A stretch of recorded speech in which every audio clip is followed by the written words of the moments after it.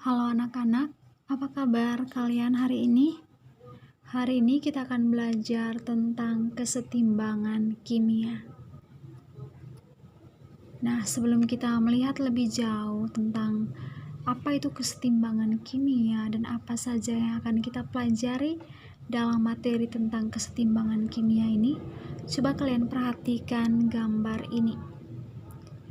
Nah, ini adalah gambar sebuah tangga berjalan atau eskalator yang mana berada di dalam sebuah mall, di mana pada tangga tersebut ada begitu banyak orang yang sedang menaiki maupun menuruni tangga tersebut, di mana jika laju orang-orang yang bergerak dari lantai pertama ke lantai kedua itu sama dengan laju orang-orang yang bergerak dari lantai kedua ke lantai pertama, maka banyaknya orang pada masing-masing lantai tetap konstan, dan keadaan demikian sering disebut dengan istilah kesetimbangan dinamis, di mana kejadian tersebut juga dapat terjadi dalam reaksi kimia, di mana pada kesetimbangan kimia reaksi tidak berhenti, tetapi laju reaksi ke arah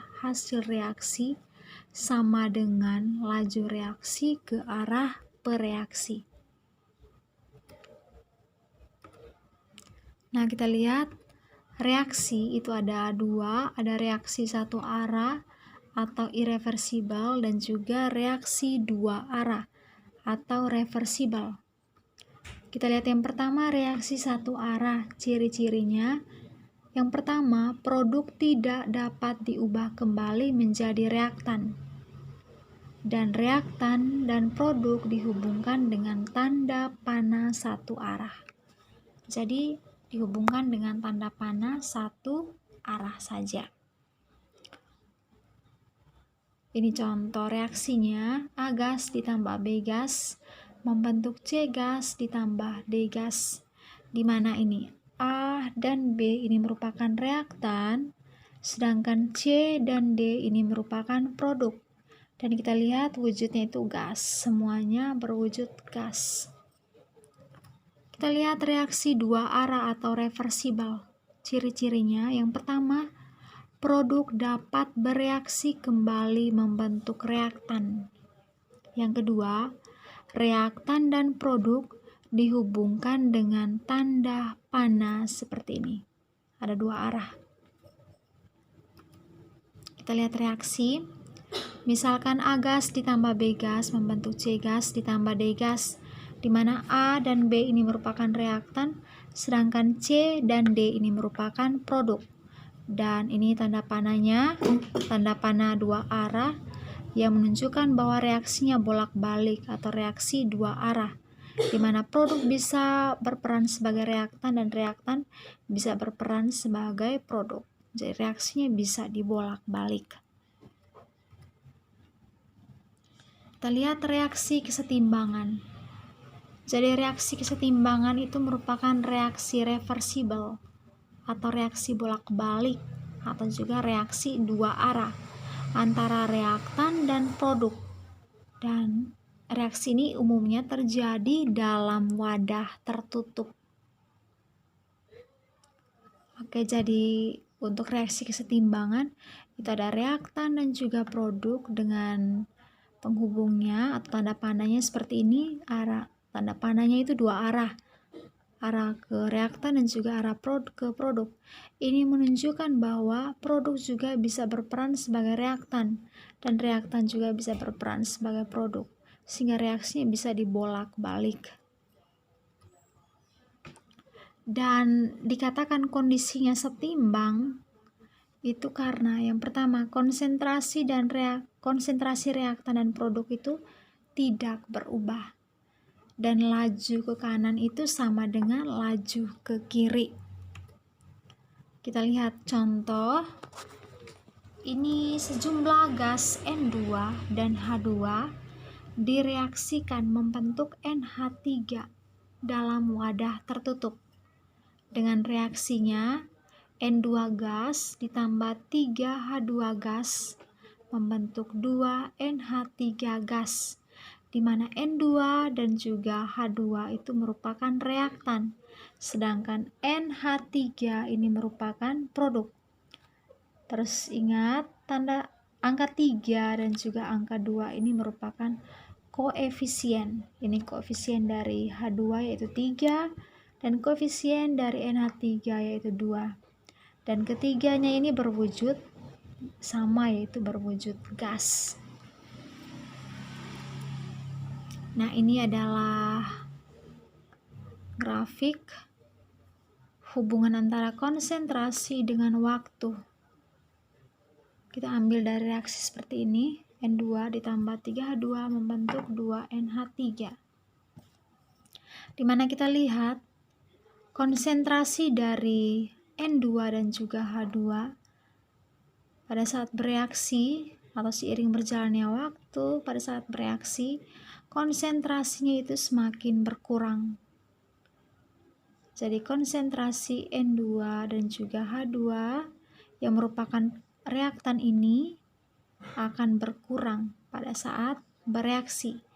Sedangkan konsentrasi dari NH3 yang merupakan produk ini akan bertambah.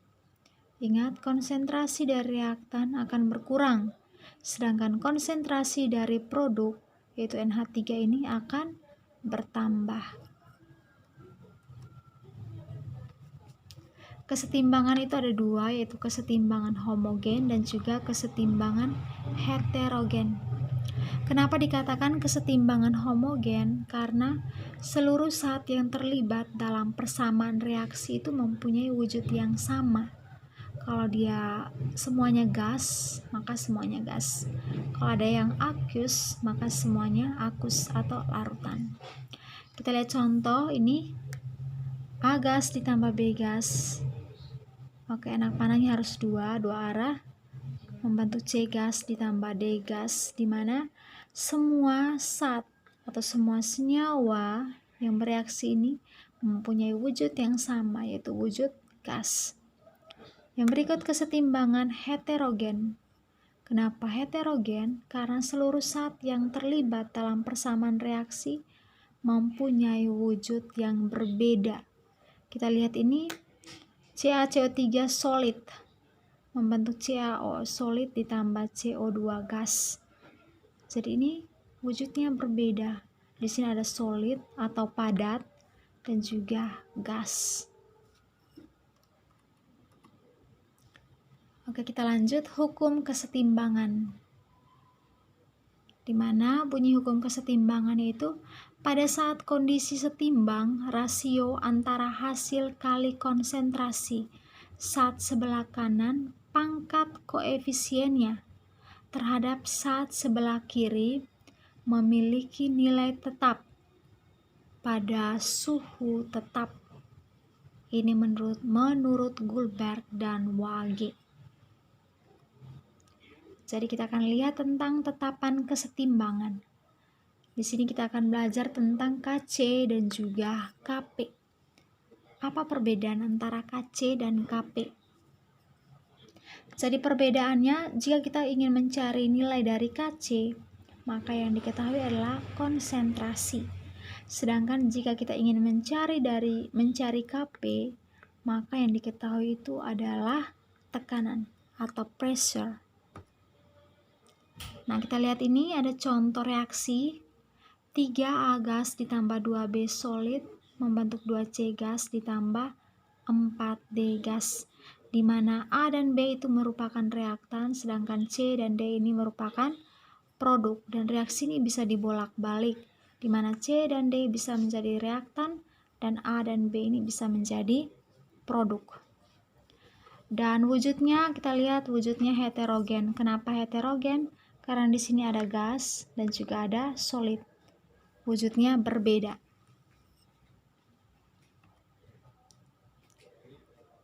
Oke, kalau kita mau mencari nilai dari Kc, maka kita harus lihat wujudnya itu harus aqueous dan juga gas.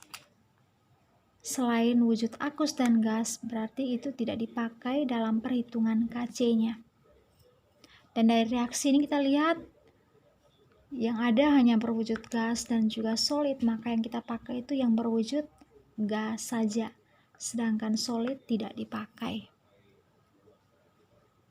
Nah, sekarang kita akan menghitung nilai Kc.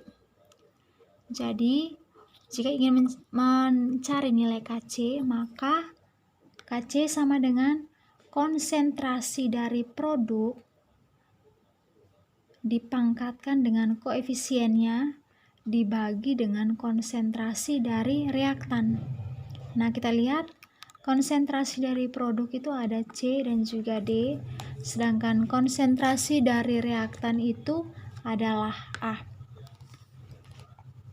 Dimana konsentrasi dari C, kita isi konsentrasi C. Kenapa pangkat 2? Karena koefisien dari C adalah 2, dan dikali konsentrasi dari D di pangkat 4. Kenapa pangkat 4? Karena koefisien dari D adalah 4 dan dibagi dengan konsentrasi dari reaktan, dimana yang merupakan reaktan adalah A saja. B ini tidak, karena B ini berwujud solid. Berarti dibagi dengan konsentrasi A di pangkat 3. Kenapa pangkat 3? Karena koefisien dari A adalah 3.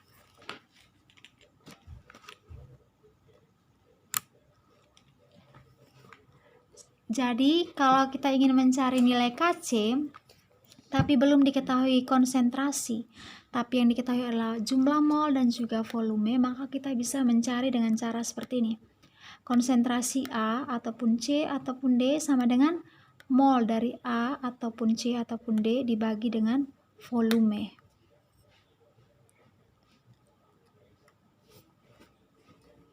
Dan jika kita ingin mencari nilai dari Kp, ingat kalau Kp berarti yang dipakai itu yang berwujud gas saja.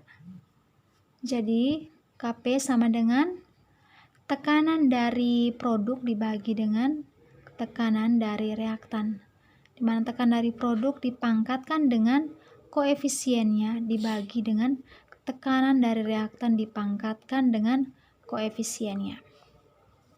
Di mana C dan D ini merupakan produk, sehingga kita langsung masukkan tekanan dari C dipangkatkan 2, karena koefisien dari C adalah 2, dikali tekanan dari D dipangkatkan 4, karena koefisien D adalah 4, dibagi tekanan dari A dipangkatkan 3. Nah, jika belum diketahui tekanan dari masing-masing zat ataupun senyawa tersebut, tetapi sudah diketahui jumlah mol dan juga tekanan total, maka kita bisa menghitung tekanan dari A ataupun C ataupun D dengan rumus mol dari gas A ataupun C ataupun D dibagi dengan mol total gas dikali tekanan total. Maka kita akan memperoleh tekanan dari zat ataupun senyawa yang kita cari. Dan jika sudah diketahui tekanan dari masing-masing zat, maka kita bisa menghitung tekanan total dengan rumus P total sama dengan PA ditambah PB ditambah PC. Nah, kita masuk ke contoh soal. Dalam ruang yang bervolume 2 liter dan temperatur tertentu, terdapat kesetimbangan. Ini reaksinya 2A gas ditambah 3B gas membentuk C gas ditambah 3D gas. Setelah pembekuan kesetimbangan ternyata terdapat 0,4 mol A, 0,2 mol B, 0,3 mol C, 0,4 mol D. Berapa tetapan kesetimbangan atau Kc untuk reaksi tersebut? Jadi yang ditanya adalah Kc. Nah, kita akan mencari Kc. Dan di sini pada soal ini sudah diketahui volumenya 2 liter dan juga sudah diketahui jumlah mol pada keadaan setimbang.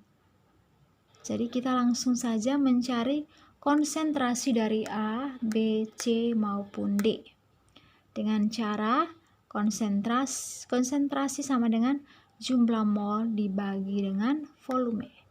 Nah, sekarang kita akan cari konsentrasi dari A. sama dengan jumlah mol dari A yaitu 0,4 mol dibagi dengan 2 liter sehingga diperoleh 0,2 mol per liter atau 0,2 mol liter pangkat negatif 1.